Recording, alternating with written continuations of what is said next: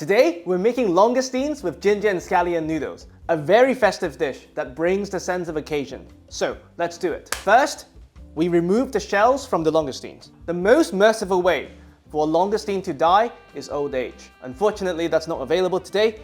Now, most professional chefs would say knife through the middle of the neck, and that will remove the nerves. But that gets messy for the home kitchen, and you also don't want to damage your knife. So what I like to do is I like to put the langoustines in the freezer for about 5 to 10 minutes just before cooking. This will put them into hibernation, so they're practically asleep right now. And very quickly, we blanch them in hot water, and this will kill them instantaneously. Boiling water, head first.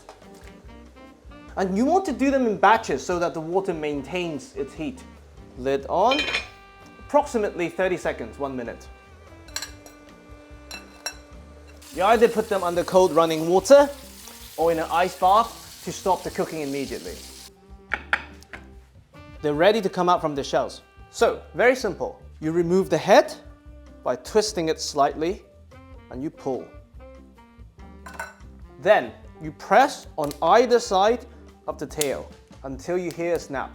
Now, you can use a pair of scissors, but I just use my thumb and run it down one side and pry it open. Once the tail is exposed, depending on how brave you are, you could either try to pull the whole thing out, like this, or keep removing it one by one. This dish is traditionally done with lobster, but for me, 10 out of 12 months, langoustine is almost always tastier than lobster, because lobster is only in season 2 months a year. When they come up to the surface of the hot water to shred their old shell and change into their new one, thus the term soft shell lobster. That's when they're at their tastiest. If you really wanted this to be straight, you can always add a skewer to the tail before blanching. We have 8 beautiful tails, the shells, the head, and the claws. There are plenty of meat in the claws, but to extract them, I feel the effort to reward ratio is not worth it. What I prefer doing is to extract as much flavor as possible from this bowl to give to the tails, to give to the noodles. We grab our pot and we make a langoustine oil infusion, which we'll then use to cook the tails and the noodles. Hot pan, vegetable oil. Be quite generous as you don't have to add all of them back to the noodles. Everything goes in. Now, to the oil infusion, we add a few slices of ginger and some scallion whites. So the bright red color that most people associate with lobster, red prawns, langoustines, they're fat solubles. The only way to extract them is using fat. No matter how long you boil them, the liquid itself will not turn red. Now, we let this infuse at medium heat while we make our garnish. We once again have our ginger and scallion combo. For this dish, you want the white part, because that's where the flavor really is. By the way, the only reason why I did not open up the heads is because, as tasty as the heads are, they burn rather easily. So, we will extract more of the flavors in stage 2 of our flavor extraction process when we blanch them. Once the oil has turned bright orange, that's when you know the langoustine oil is ready.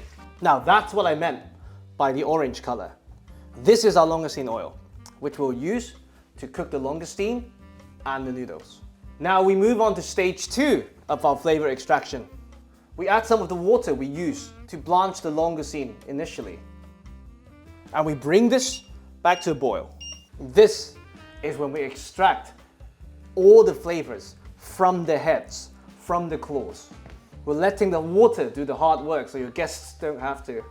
Medium-high heat without the lid so that we concentrate the flavor a bit. And we let this cook for 20 minutes. After 20 minutes and passing this through a sieve, we have what looks like a lobster bisque. This is where we're gonna cook our noodles. Now, traditionally in the Cantonese version of the dish, you use ifu noodles, but if you don't have access to it, I find the best alternative to use is actually spaghetti, because it soaks up the broth almost better than anything else. We have our spaghetti, and this goes straight in to the broth. against the advice of all Italian grandmas. The reason why we do this is that when the spaghetti cooks, it releases a lot of starch into the liquid. The starch then would thicken the liquid, giving us a creamy texture and help the spaghetti cling on to these lobster goodness. We season with just a bit of salt. Remember, we haven't seasoned anything yet. And precisely because of this beautiful starch, we have to mother it, moving it frequently so they don't stick to each other. Now, once you know you're getting close, that's when you stir vigorously. A, to create the creaminess, and B, to prevent them from sticking together. Now, once you're close to a glaze-like texture, and bear in mind we still have to cook the langoustines, so you don't want to finish it now, we add a bit of our wonderful, wonderful langoustine oil. This will give it color, prevent it from sticking, and of course, impart a ton of flavor. From boiling water to almost a cream-like texture. That's what you want to achieve.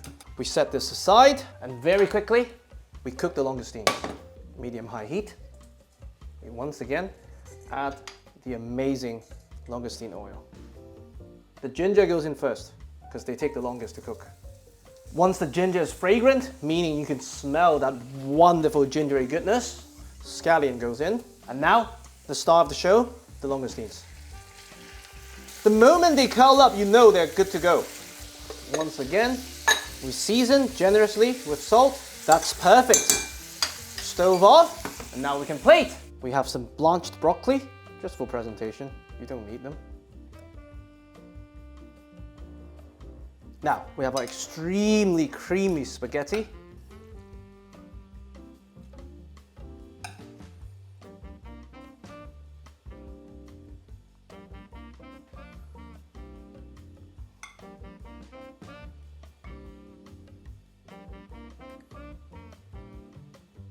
Now that's a dish that's good enough for any occasion. This is langoustine noodles with ginger and scallion.